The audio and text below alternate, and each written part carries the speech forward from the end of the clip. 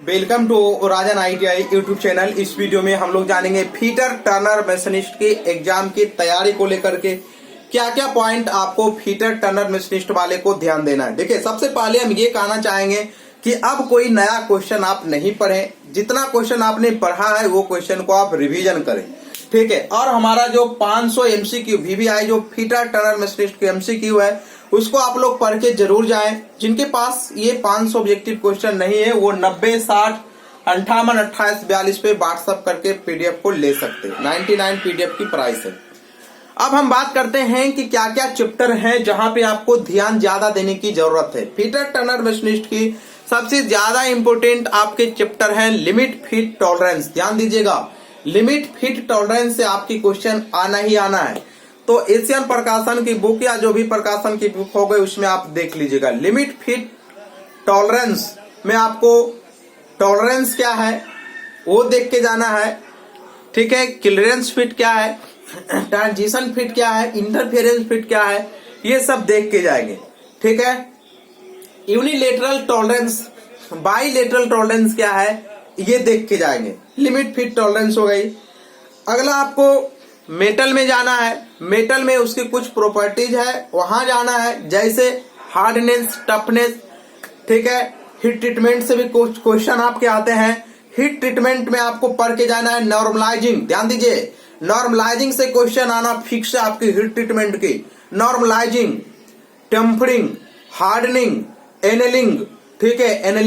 Annealing सबसे ज्यादा important question है। एनेलिंग क्यों किया जाता है? एनेलिंग करते समय मेटल को सॉफ्ट करने के लिए, मशीनेबिलिटी गुण को लाने के लिए हम लोग एनेलिंग का प्रयोग करते हैं, सबको पता होगा।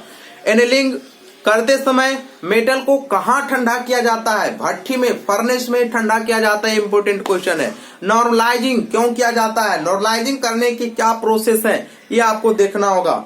उसके बाद हीट ट्रीटमेंट की बात की जाए तो हीट ट्रीटमेंट से आपको नॉर्मलाइजिंग एंड एनेलिंग ज्यादा इंपोर्टेंट है। उसके बाद आपको मेटल से रिलेटेड भी काफी क्वेश्चन आते हैं। डक्टिलिटी, माइलेबिलिटी, डक्टिलिटी, टेनासिटी, इलास्टिसिटी, ये सब आपको ध्यान में लेके जाना है, ठीक है। ध्यान में रखना और ये सब चीजें आप पढ़ें, यहां से आपकी क्वेश्चन आना फिक्स है, ठीक है। अगला आपके आ जाते हैं लेथ मशीन, जो कि फीटर टर्नर मशीनिस्ट के लिए ज्यादा इंपोर्टेंट चैप्टर है।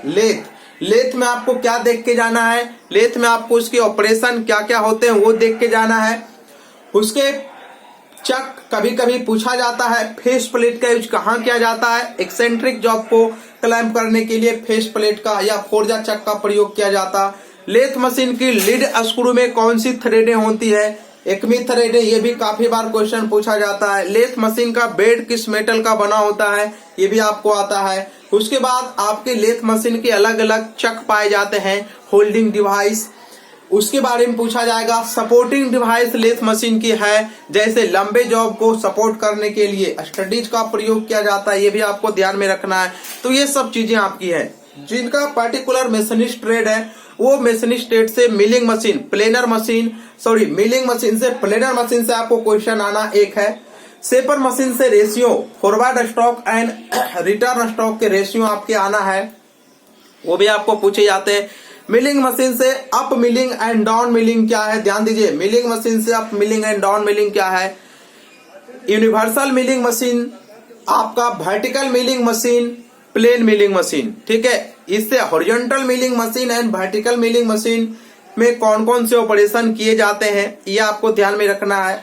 आर्बर, 3-4 टाइप के आर्बर अलग अलग पाए जाते हैं, वो आपको ध्यान में रखना है। आर्बर का यूज कहाँ किया जाता है? कौन से टेपर उसमें पाए जाते हैं, ठीक है, ये ध्यान रखना है। स्लॉटर में क्या ऑपरेशन किए जाते हैं ये भी आपको ध्यान रखना है। तो ये चैप्टर आपका है। कुछ कॉमन क्वेश्चन है जो ज्यादा इंपोर्टेंट है, जहां से पूछे जाते हैं। कुछ मेजरिंग टूल्स, गेज, ठीक है, गेज आपकी हो गई, मेजरिंग टूल्स हो गई, progressive plug gauge, slip gauge, ring gauge, ये सब ध्यान में रख के जाइएगा। मेजरिंग टूल्स में आपका माइक्रोमीटर हो गया, कैलिपर हो गया, ठीक है, वर्नियर कैलिपर हो गया।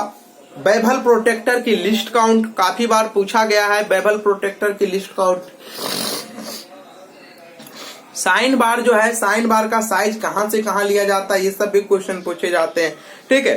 तो ये सब चैप्टर आपको जो है देख के जाना है। ठीक है, 3-4 क्वेश्चन है, चैप्टर है जहां से ज्यादा क्वेश्चन रिपीट करते हैं, बाकी तो ध्यान में लेकर के सब जाना है। आग का प्रकार सेफ्टी में आ जाएगा, टाइप्स ऑफ फायर, यहां से भी क्वेश्चन काफी बार पूछा गया है। ए टाइप आग को कहाँ, बी टाइप को कहाँ, सी टाइप को कहाँ यूज किया जाएगा, ठीक है। तो ये सब क्वेश्चन को याद करके जाएंगे। स्क्वायर से क्वेश्चन, थ्रेड से क्वेश्चन आता है, एक में थ्रेड का यूज कहाँ किया जाता है, उसकी एंगलें क्या होती है, बीए थ्रेड का कहाँ प्रयोग किया जाता है, क्या एंगल होती है, स्क्वायर थ्रेड का प्रयोग कहाँ किया जाता है, क्या उसकी एंगलें होती है। तो ये आप ध्यान लेके जाएंगे, इसको आपको ध्यान में रख के जाएंगे।